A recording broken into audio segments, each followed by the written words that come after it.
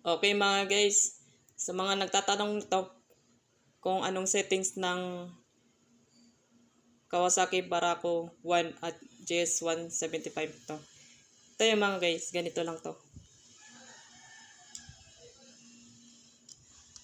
Paigpitan na ng konti nito mga guys hanggat lumabas yung tulis ng pilot screw.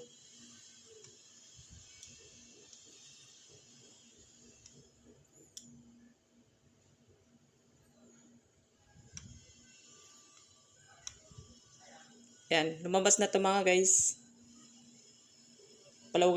Paluwagin natin konti hanggat sa pumantay ng carb.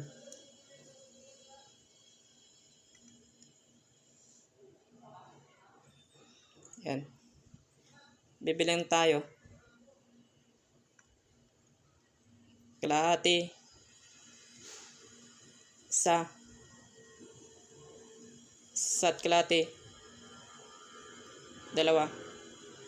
Ito pa yung dalawang ikot to sa Barako 1 at GS175 para wala na kayong gagalawin to sa settings ng carburetor at maging okay na yung performance. Okay?